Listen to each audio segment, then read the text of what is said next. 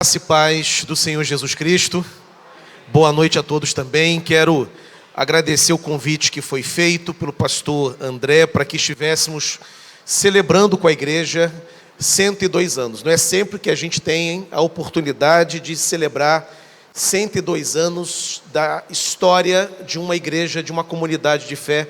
Louvado seja o nome do Senhor por isso. Vamos orar, agradecendo ao Senhor por essa oportunidade. Em seguida estaremos fazendo a leitura da palavra e ouviremos aquilo que o Senhor tem para essa noite. Obrigado, Senhor. É um privilégio nosso estarmos na Tua casa, nessa casa de oração. Obrigado, Senhor, pela história da Igreja Congregacional de Campina Grande, 102 anos.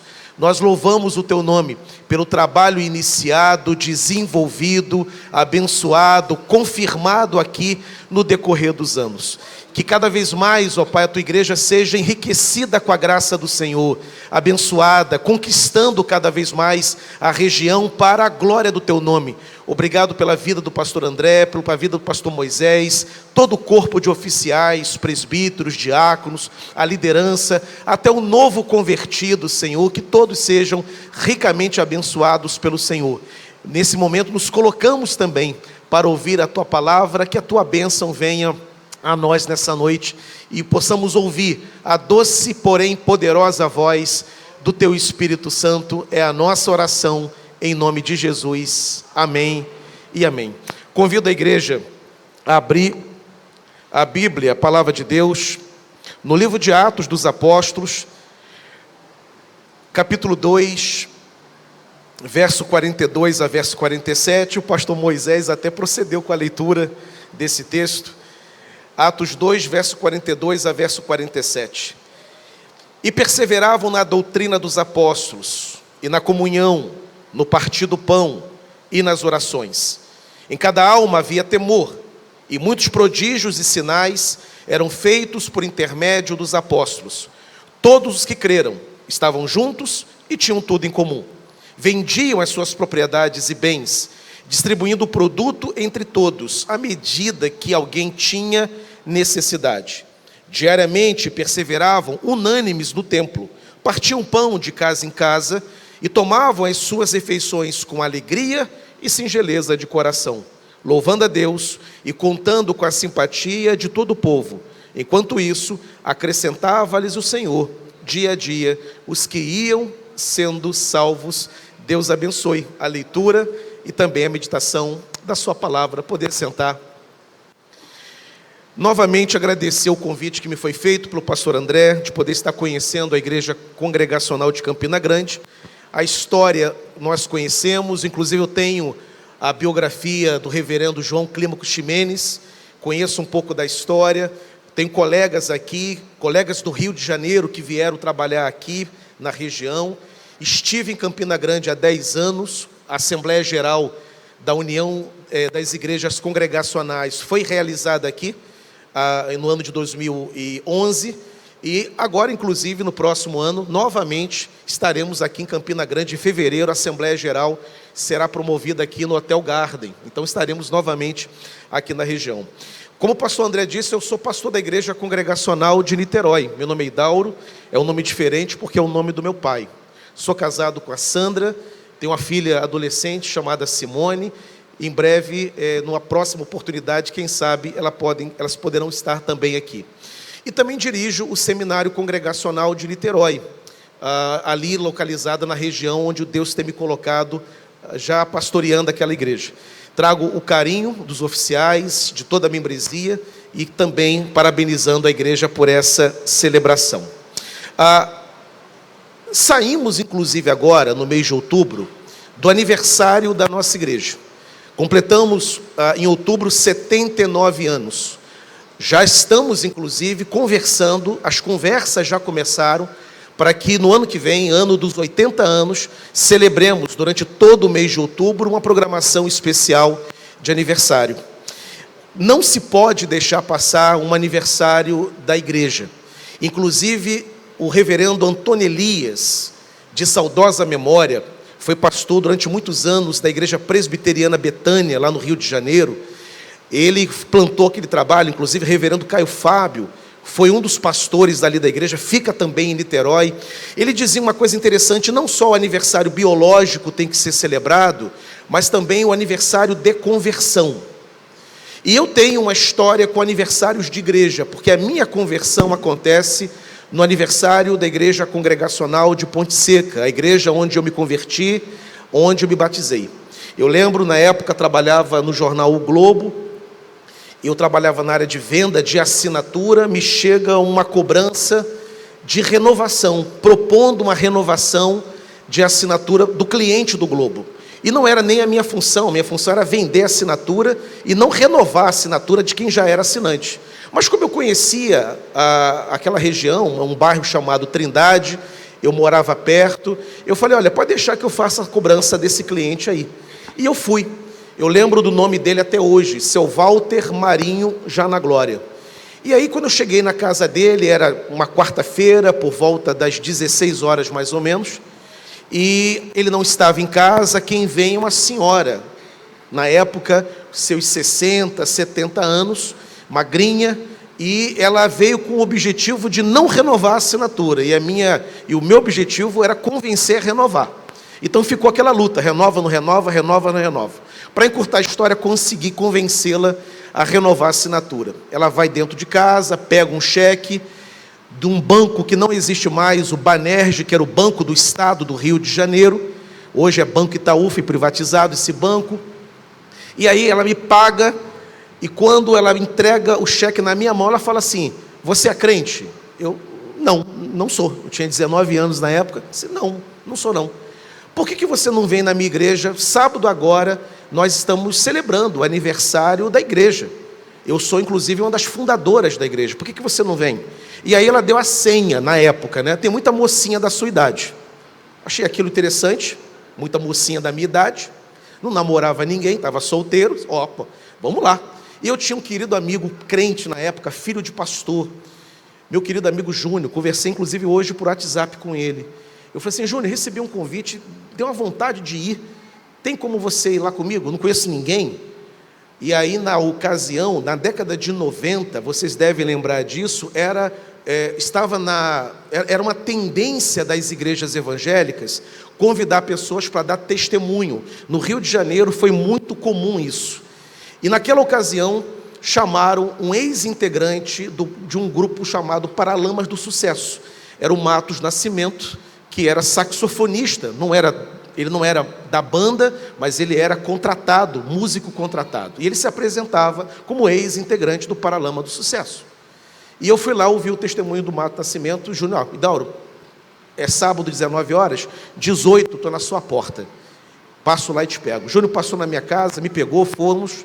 E quando eu cheguei lá, a mensagem, e eu lembro do primeiro louvor, dia 16 de maio de 1993, um louvor do Sérgio Pimenta, do grupo Vencedores por Cristo. A letra da canção dizia assim: você pode ter uma casa repleta de amigos, paredes e pisos cobertos de bens, ter um carro do último tipo e andar conforme der na cabeça. Aquela canção chamada Você Pode Ter, do saudoso Sérgio Pimenta, foi como uma bomba atômica explodindo no meu peito. Ouvi o testemunho com atenção e no final entreguei a minha vida para Jesus. Maio de 1993, aniversário da igreja.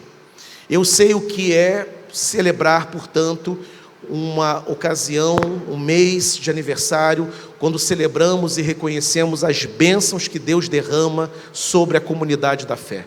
Que esse mês de aniversário seja um mês, além de memória, além de emoção, além de história, também um mês de conversões, da chegada de muita gente sendo impactada pelo testemunho dos irmãos da Igreja Congregacional de Campina Grande. Deus abençoe ricamente.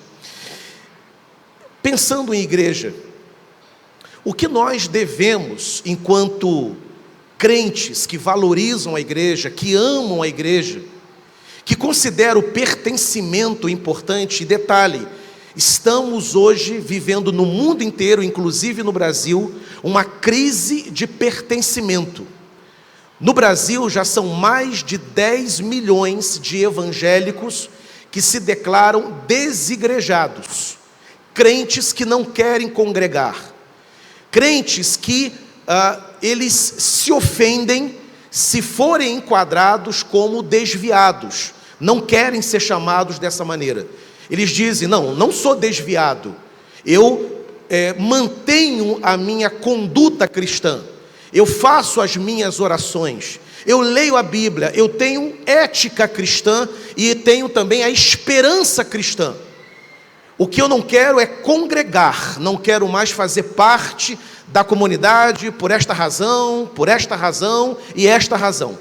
Mais de 10 milhões de evangélicos nessa situação no Brasil. Nos Estados Unidos são quase 30 milhões de evangélicos desigrejados. Gente que não considera pertencer, estar debaixo da liderança pastoral, honrar os presbíteros, honrar os diáconos, submeter o regente, participar da comunidade da fé, não considera esses expedientes importantes. E há muita gente, inclusive, que se defende, dizendo que não quero. Há aqueles que alegam experiências sofríveis, gente que diz: não, eu sofri lá, eu não fui incluído na igreja, eu estive debaixo de uma liderança autoritária, um pastor despótico, que não tinha interesse genuíno nas pessoas, que fazia da igreja massa de manobra, a minha experiência foi negativa lá, eu não quero. Tem aqueles que não têm experiência negativa nenhuma, mas alegam que, lendo determinadas obras, chegam à conclusão de que eu posso ser crente em casa.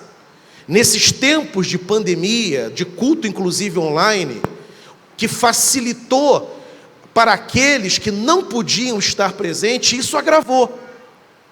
Então nós estamos hoje celebrando uma comunidade de fé de 102 anos, que tem uma história de pertencimento local. E quando pensamos em pertencimento em igreja, nós somos daqueles que consideram que esse pertencimento, ele é valoroso, porque Deus ama o ajuntamento, Deus ama quando o seu povo está reunido. O Salmo 133 termina dizendo que ali, no ajuntamento, o Senhor ordena a sua bênção e a vida para sempre. Quando pensamos então em igreja, em pertencimento, em comunhão, quais são então os elementos que devem ser reconhecidos e valorizados em uma igreja? Se alguém está procurando uma igreja, se alguém se machucou com uma experiência negativa dentro de uma igreja, se alguém está como o irmão que cantou, que estava desigrejado, estava um tempo sem congregar, mas um dia entrou na igreja, sentou no último banco, o louvor o abençoou, a ministração da palavra o alcançou, e esse irmão hoje está aqui, acabou de cantar.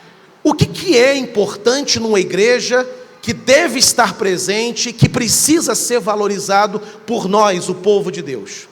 A resposta a essa pergunta, ela se encontra escrita, ela foi respondida há mais de 2000 anos. Nós estamos diante do texto do evangelista Lucas, que também é um historiador. E Lucas, como historiador, ele vai falar numa perspectiva histórica do que foi aquela primeira igreja da história, a igreja primitiva, também chamada de igreja de Jerusalém. Essa é a primeira igreja. Se levarmos em conta a teologia bíblica e até mesmo a teologia sistemática, nós sabemos que igreja não é só a do Novo Testamento, a igreja vem lá do Antigo Testamento, o povo de Israel. Mas pensando no Novo Testamento, a primeira igreja da história, a igreja que conheceu não a esperança messiânica, mas conheceu o Cristo manifesto, o Cristo encarnado, que viu os seus milagres, a igreja primeira é essa aqui, a igreja de Jerusalém. E Lucas está impactado com o que vê. Ele está maravilhado com as notícias, com a sua pesquisa, e ele, guiado pelo Espírito Santo, vai descrever o que foi a igreja de Jerusalém, o que foi aquela primeira igreja da história, e quais as características arrebatadoras daquela igreja. Interessante que quando essa igreja surge, antes de entrar nos expedientes, nas características dessa igreja, vale a pena lembrar que Jerusalém estava em festa naquela época. Duas grandes celebrações. Primeira Páscoa, que havia acontecido 50 dias antes da festa de Pentecostes. E era comum israelitas, judeus de todas as partes do mundo peregrinavam para Jerusalém, armavam suas barracas, aqueles que não tinham parentes na cidade para ficar hospedados, e armadas as barracas, eles ficavam na festa da Páscoa, celebravam, e quando a festa da Páscoa terminava, eles estendiam até a festa de Pentecostes, 50 dias depois da Páscoa. E gente de tudo que é canto, da Capadócia, de Roma, das regiões dos Emirados Árabes, da Ásia Menor, e de todos os cantos do mundo que estava debaixo do domínio do Império Romano, celebravam as festas religiosas de Israel. E naquela manhã, em uma determinada manhã, um grupo de discípulos, uma comunidade de 120 discípulos, formados por homens e mulheres, estavam no cenáculo, orando. 10 dias antes do derramamento do Espírito Santo, o Senhor Jesus, ele ascendeu, retornou para o Pai. E quando ele retorna para o Pai, passa 10 dias o povo orando. Ele dá uma ordem: olha, ficai-vos em Jerusalém, até que do alto vocês sejam revestidos de poder.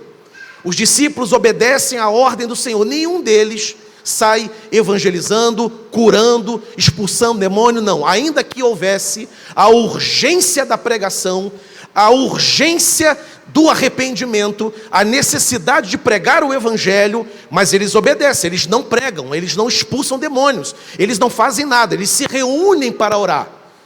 E ficam 10 dias orando, Maria com eles, mulheres com eles, discípulos com eles. No 10º dia, na reunião de oração, no cenáculo, diz o texto de Atos 2, no início de Atos 2, que um som como de um vento impetuoso toma conta do ambiente, e línguas como de fogo são derramadas sobre a cabeça dos presentes. E a glória de Deus, o poder de Deus, foi tão grande que há uma reação. A primeira reação é que eles saem daquele espaço onde eles estão. Eles vão para a arena pública, vão para o espaço público, vão para a rua. E há uma segunda reação. Tem aqueles que olham a manifestação que estava acontecendo, e essa manifestação certamente era uma manifestação oral, com orações, com canto, com alegria, manifestações físicas também, a ponto de zombarias surgirem, dizendo: olha, eles estão bêbados.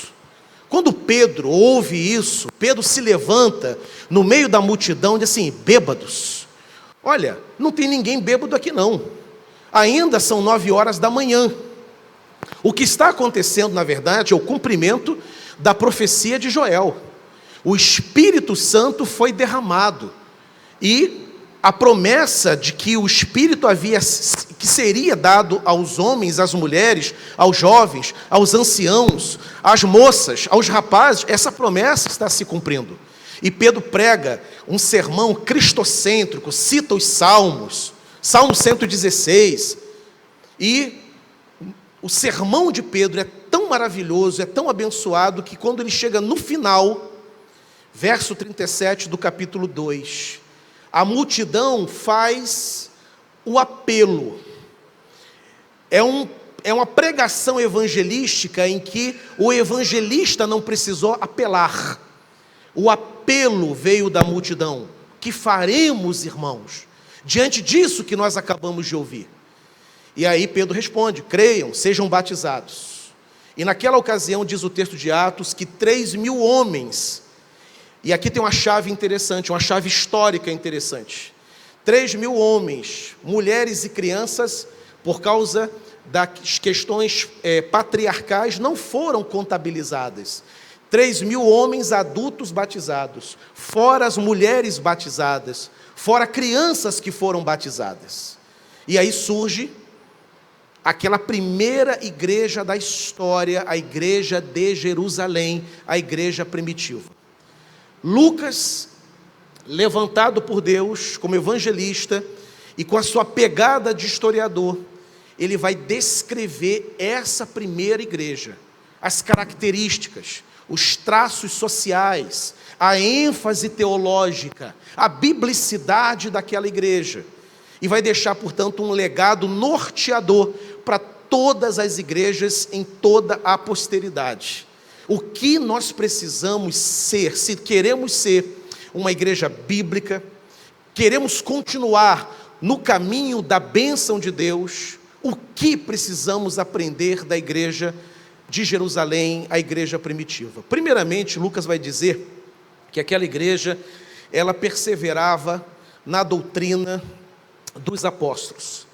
A igreja de Jerusalém era uma igreja da pregação, da teologia, do estudo bíblico, da escola dominical, do seminário teológico, da ortodoxia, da pregação apostólica. Era uma igreja teológica, uma igreja bíblica, uma igreja que amava a pregação. Aqui, doutrina dos apóstolos ainda, nós não teremos o Novo Testamento ainda fechado, como nós conhecemos o cânon do Novo Testamento, Mateus, Apocalipse. Mas, quando se fala de doutrina dos apóstolos, está falando da pregação dos apóstolos, daquilo que eles ouviram de Jesus durante 3 anos, e que estavam sendo pregados, transmitidos para os novos crentes, para os novos cristãos. Uma igreja que agrada a Deus. Se queremos continuar agradando ao Senhor, um resgate, uma ênfase que temos que ter é na pregação da palavra de Deus. Deus fala sobremaneira com a igreja quando a escritura ela é aberta, e Ele fala com o seu povo. E a igreja primitiva, diz o texto, que ela perseverava, e eu acho interessante essa expressão, porque sempre houve na história da igreja ameaças à teologia, ameaças à ortodoxia. Sempre houve ensinos estranhos que tentam entrar na igreja, ameaçar a ortodoxia da igreja, contaminar a biblicidade da igreja. Há muita gente, inclusive, muitos colegas, inclusive pastores, que acreditam que para uma igreja crescer e se manter, e manter o interesse da congregação, tem que ter determinados recursos, pintar a igreja de uma determinada forma, colocar uma certa celebração, usar determinados expedientes para que a igreja ela se mantenha no ritmo de crescimento. E na Bíblia Sagrada,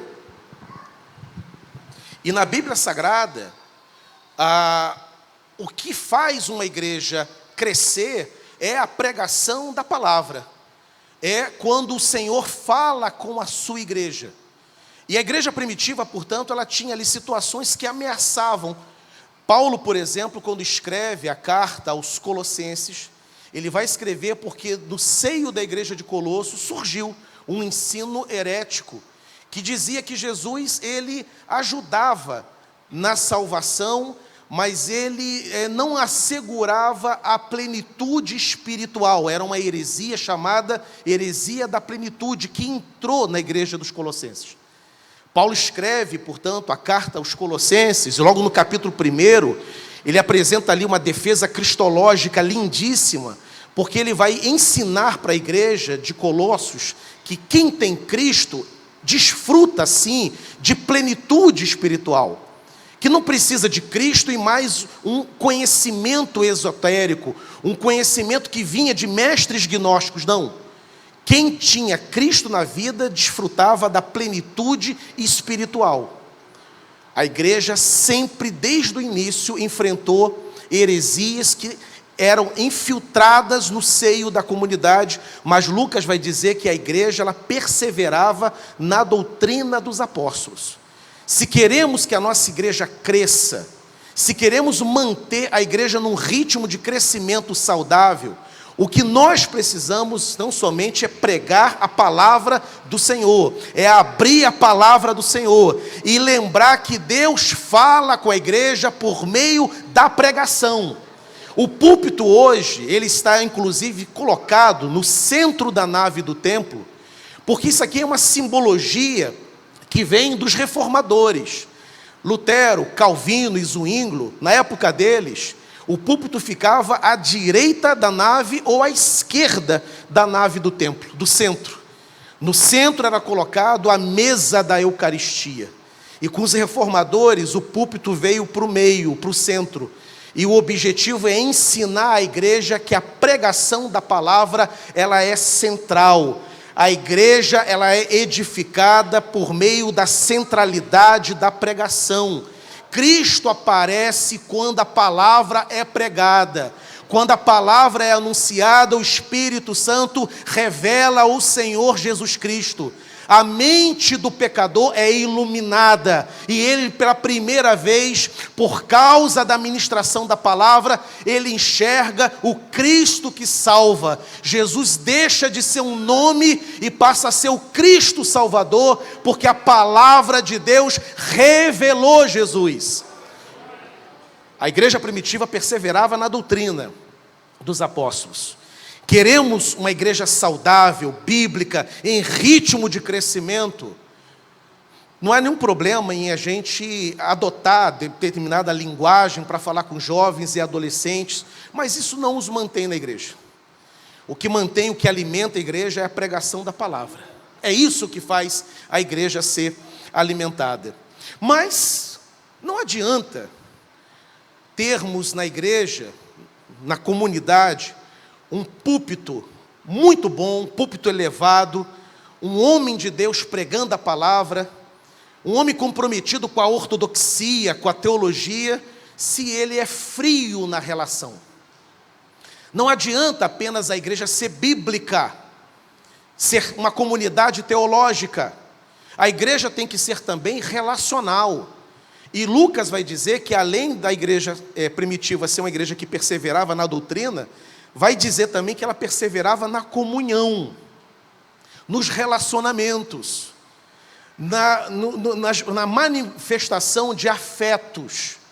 A igreja, portanto, ela não é só o lugar da ortodoxia, da biblicidade, da teologia.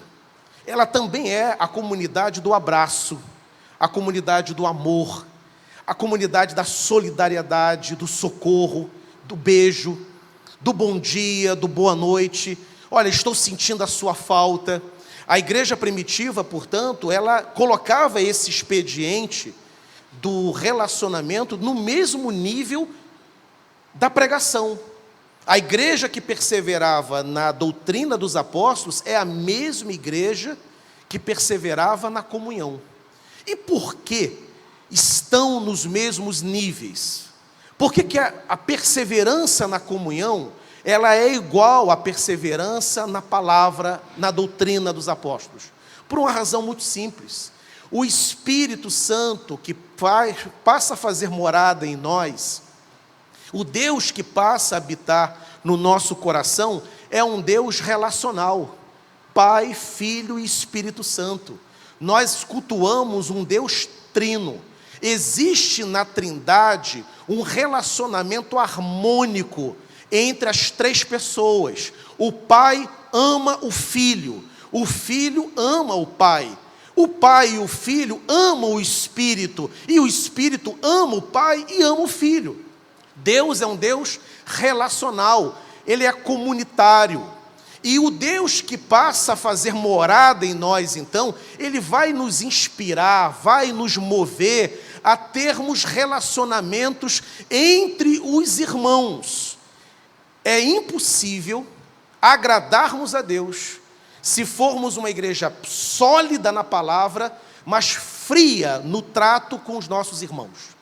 O pastor, nós pastores, não podemos ser apenas teólogos, pregadores da palavra, mas temos que ser pastores também, atentos às demandas dos irmãos, aqueles que apacentam, aqueles que choram juntos, aqueles que ligam quando a ovelha está sofrendo. A igreja, ela é também essa comunidade relacional.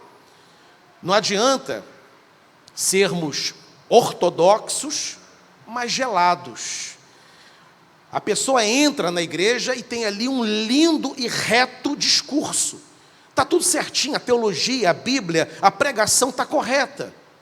Mas ela não foi observada, ela não foi notada, ela não foi vista, ela não foi amada, ela não foi abraçada. Não perceberam sua presença, não enxugaram as suas lágrimas, não sorriram com suas vitórias, não celebraram suas conquistas. Seus sofrimentos foram vividos sozinho, enquanto ela estava sozinha. Eu lembro de uma história, quando eu estava pesquisando sobre os desigrejados no Brasil, de um jovem, eu citei esse caso, inclusive, lá no concílio, de um jovem que, empolgado com a igreja em São Paulo, não vou dizer o nome da igreja, empolgado com a igreja em São Paulo, um pastor muito personalista, líder, contagiante. O rapaz se converteu, seu pai já era falecido, e ali ele se identificou rapidamente com o pastor. E naquela entrada para a igreja, ele começou a se envolver com os trabalhos. E tudo que era demanda da igreja, ele se voluntariava. Pastor, conta comigo, pode contar. E o rapaz estava lá para limpar os bancos da igreja, limpar os banheiros, se envolvia com os trabalhos, e obedecia às orientações do pastor. Enfim, um dia, o rapaz começa a se ausentar. E naquela ausência era em função de sua mãe que estava doente, a sua mãe que estava com câncer. E o tempo passou, e nunca mais o rapaz apareceu na igreja. E ninguém notou a ausência dele. Um dia, depois da sua mãe já falecida, ele chega do trabalho, eu conto isso no livro dos desigrejados. Está lá uma carta. E a alegria do rapaz, quando ele abre a caixa de correio, a carta é do seu pastor. A carta é da sua igreja. E ele então tem um instante, poxa, finalmente, lembrou de mim. E quando ele abre a carta, as suas expectativas se confirmam. A carta era do pastor, estava lá a assinatura no final. Só que a carta tinha duas finalidades apenas. Primeiro, comunicar o desligamento da membresia da igreja. E a segunda finalidade, apresentar a justificativa do desligamento. 2 pontos, abre aspas, de acordo com o estatuto, inadimplência dizimal. Os desigrejados, a conclusão que eles chegam de que a igreja não é necessária é uma conclusão equivocada. Mas eu entendo algumas dores, eu entendo alguns reclamos, eu entendo alguns machucados. Porque a igreja, na Bíblia Sagrada, não é só a comunidade da verdade, ela é também a comunidade do amor, do relacionamento, do acompanhamento. E a igreja primitiva, cheia do Espírito Santo, e o Espírito Santo não desequilibra, o Espírito Santo ele é equilibrado, ele dá tudo na devida proporção. Ele deu àquela igreja uma paixão pela verdade, mas ele deu também uma paixão pelos irmãos, onde a igreja perseverava na comunhão. E detalhe, perseverar na comunhão significa que as ameaças à nossa comunhão serão vencidas.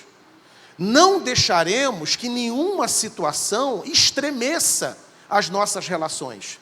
E a nossa convivência como igreja é uma convivência em que às vezes situações, posicionamentos diferentes, críticas, leituras, fazem com que tenhamos um momento de estranhamento entre os irmãos.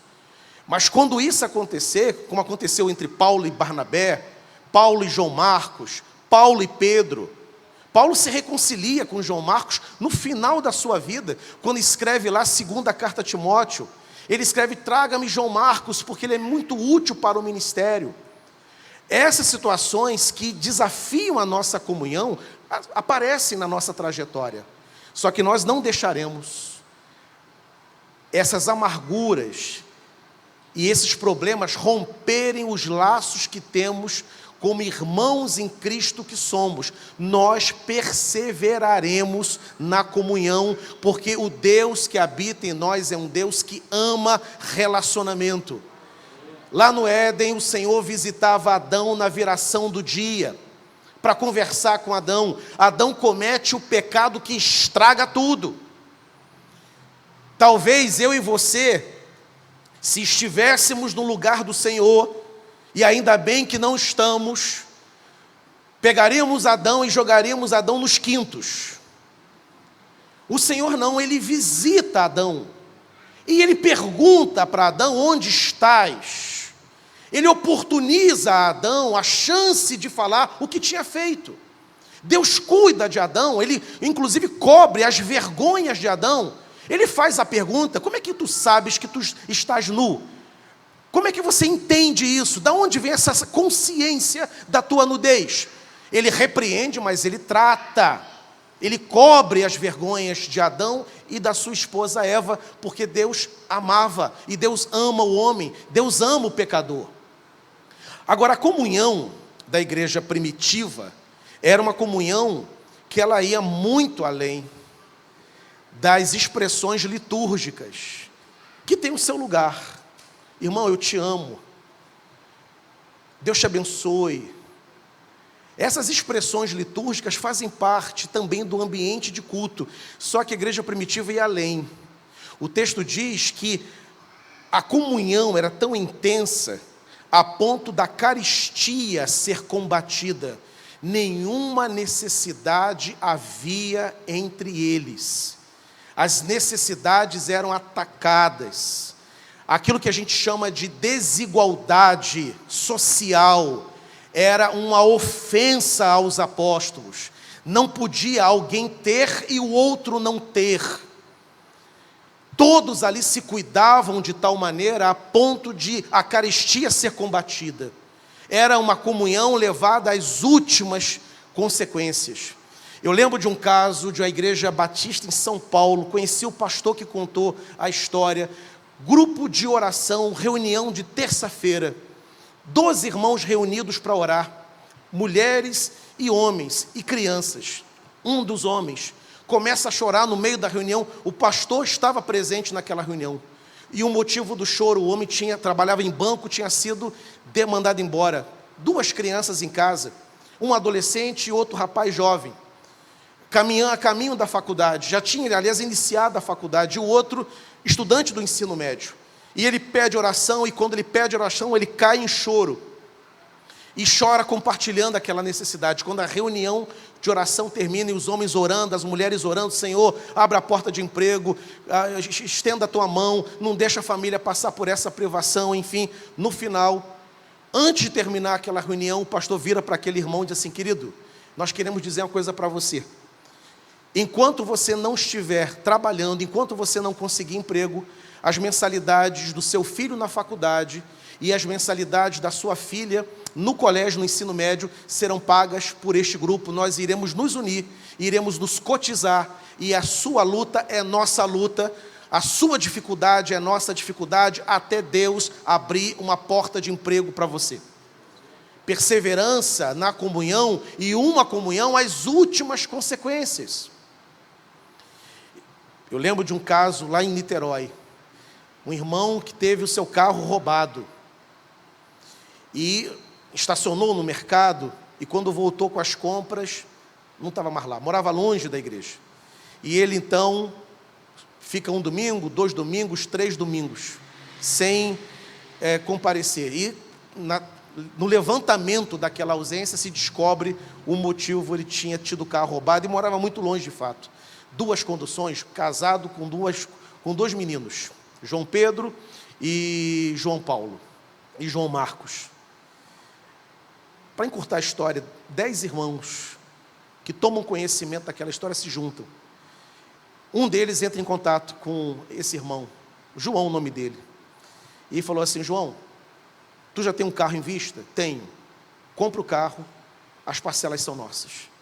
Até quando o Senhor aliviar a situação aí para você, e se o Senhor não aliviar por hora, deixa aqui com a gente que a gente assume todas as prestações do carro até o fim.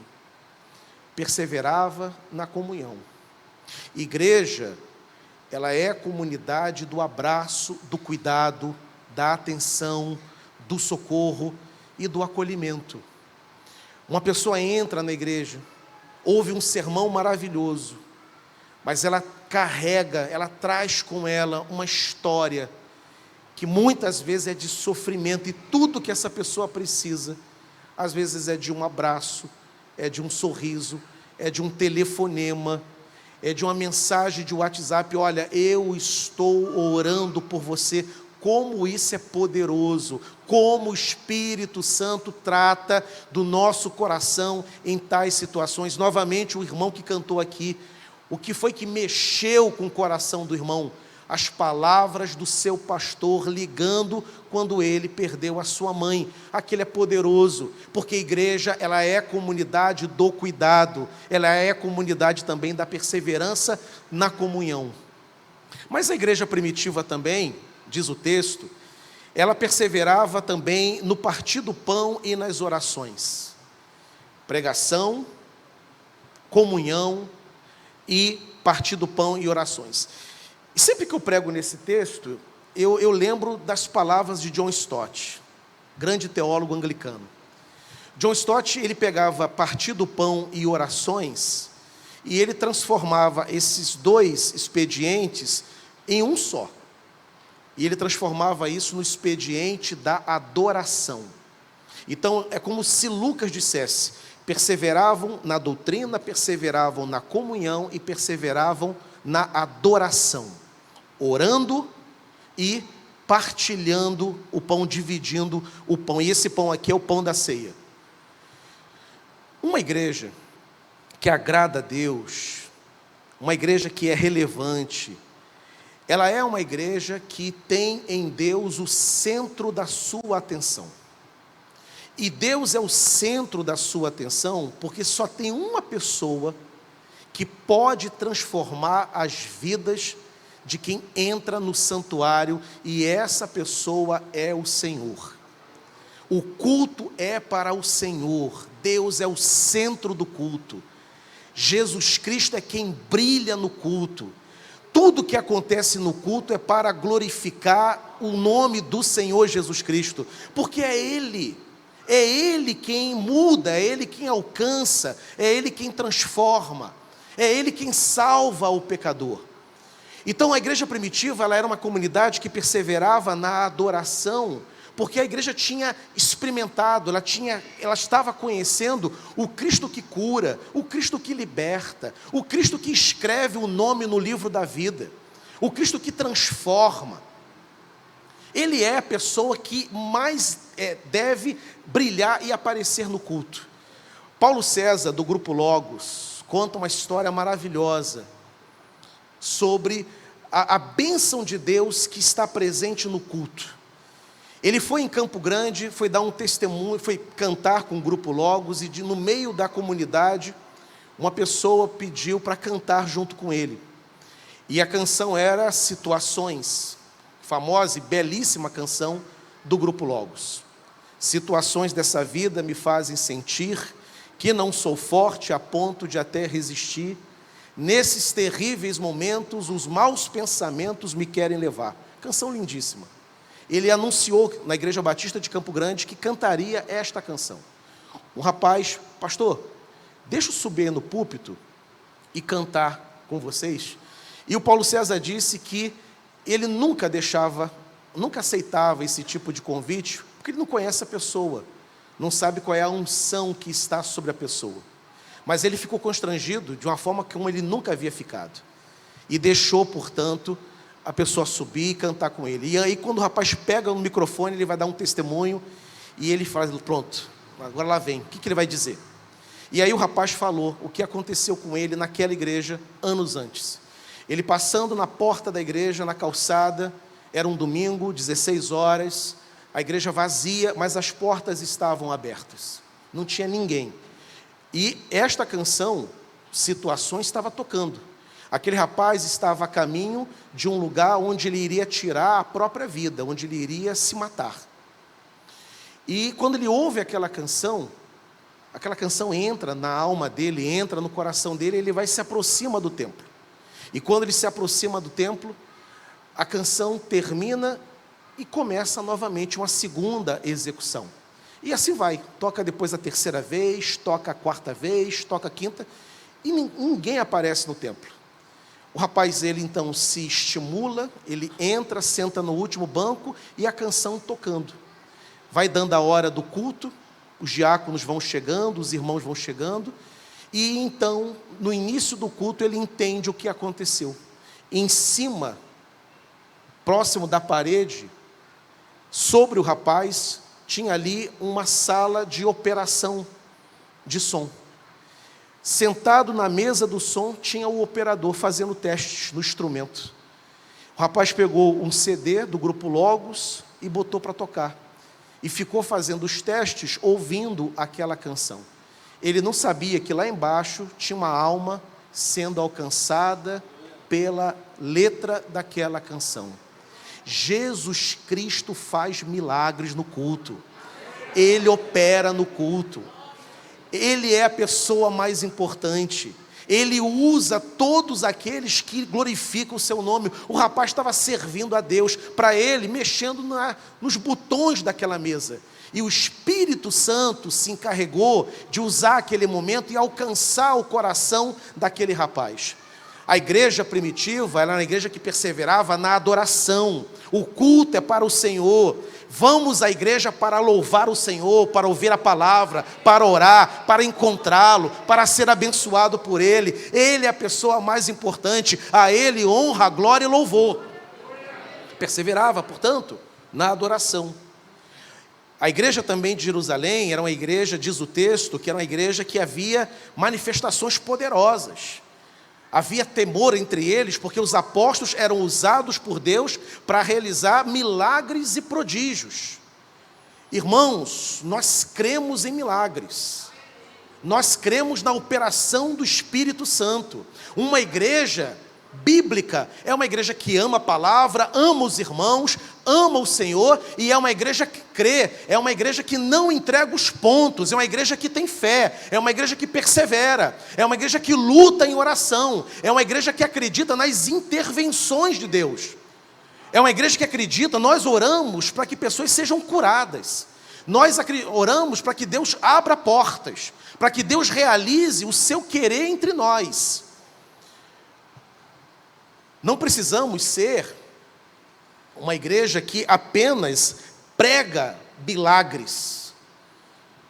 Pregamos a palavra, pregamos arrependimento, pregamos conversão, pregamos novo nascimento, pregamos santidade, pregamos o caminho apertado, pregamos o caminho que leva à cruz.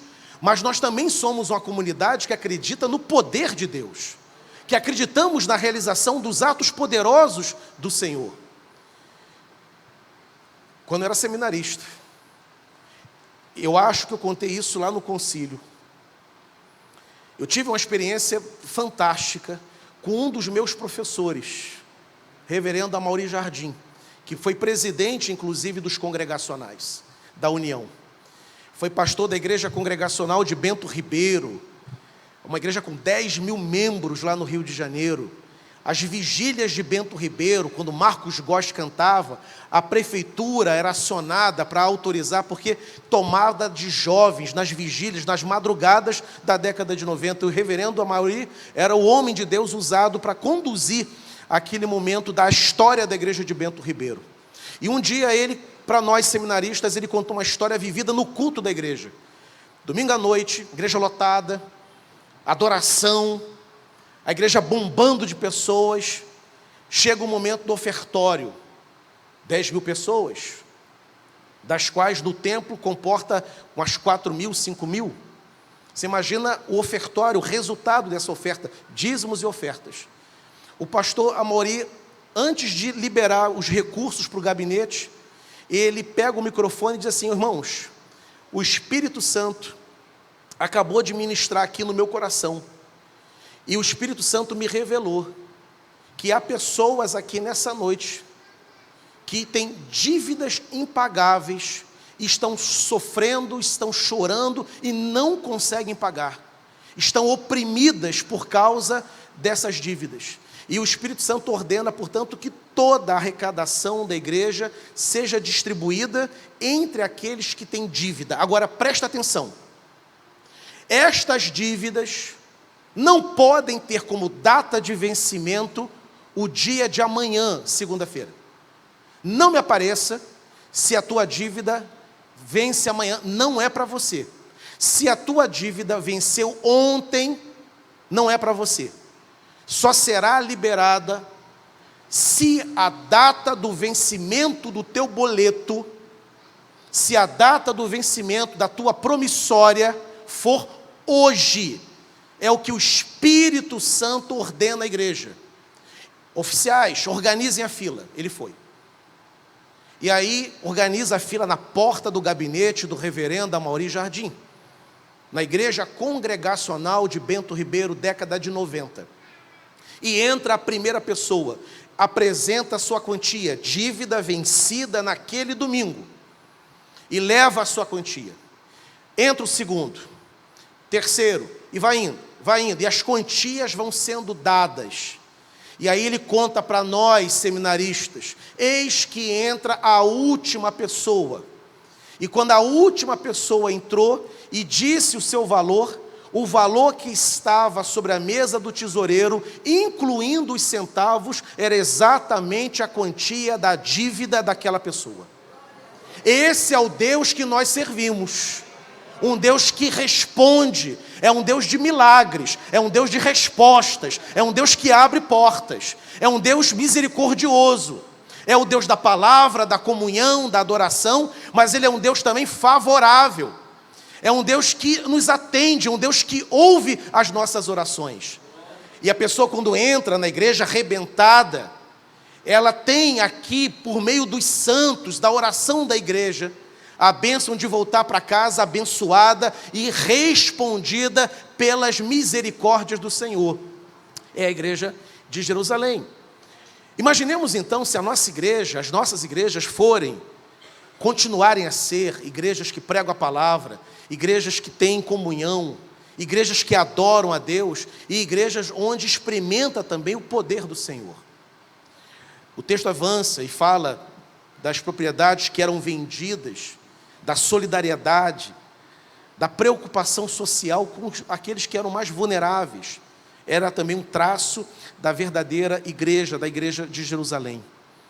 E o texto vai finalizar dizendo que aquela igreja que louvava a Deus e que caía na graça do povo, era uma igreja que crescia todos os dias. Uma igreja que prega a palavra, uma igreja que tem comunhão, que experimenta de comunhão, uma igreja que adora a Deus, que experimenta o favor de Deus, é uma igreja que cai na graça do povo. Reverendo Jeremias Pereira, brincando, da 8ª Igreja Presbiteriana de Belo Horizonte, ele diz que para vizinho de igreja se converter, tem que ser 4 vezes predestinado, porque às vezes a vizinhança tem problemas com a igreja. A igreja primitiva, ela era simpática ao povo, caiu na graça do povo, e aquela igreja crescia todos os dias. E interessante que quando diz que crescia todos os dias, o fato é que nós não precisamos, irmãos, criar métodos de crescimento. Se pregarmos a palavra, se adorarmos a Deus, se nós nos amarmos, cuidarmos uns dos outros, Deus se agrada da igreja, Deus visita a igreja, Deus honra a igreja, Deus abre as portas da igreja, os convertidos entram, as pessoas enxergam a igreja. Ela não é uma igreja que é irrelevante, ela é uma igreja que ela é observada, porque Deus abençoa. É acesa uma candeia no meio da igreja, ela é luz no meio das trevas. Deus honra o trabalho da igreja que prega a palavra, onde as pessoas se amam e onde Ele de fato é adorado. E diz o texto que é Ele quem fazia a igreja crescer. Se queremos, portanto, experimentar de um crescimento constante, o que a gente precisa fazer para que haja mais 102 anos de história abençoada? É fazer o que a Igreja Congregacional de Campina Grande vem fazendo há 102 anos, pregando a palavra, tendo comunhão uns com os outros, cuidando dos mais vulneráveis, orando para que os milagres de Deus aconteçam, e Deus fará aquilo que compete a Ele, que é fazer a igreja crescer. A minha oração é: Senhor, derrame a bênção do crescimento sobre as nossas igrejas. Faça, Senhor, a nossa igreja crescer. E se a gente perguntar, mas Senhor, como? Atos 2, 42, 47, a resposta está ali, é só seguir o que está ali, e o Senhor se encarregará de fazer a nossa igreja crescer, para a glória do nome dEle. Que Deus abençoe ricamente a Igreja Congregacional de Campina Grande, a comunhão dos santos, a palavra, os ministérios, abençoe os pastores, os líderes, e que cresça cada vez mais para a glória do nome dEle. Amém e amém.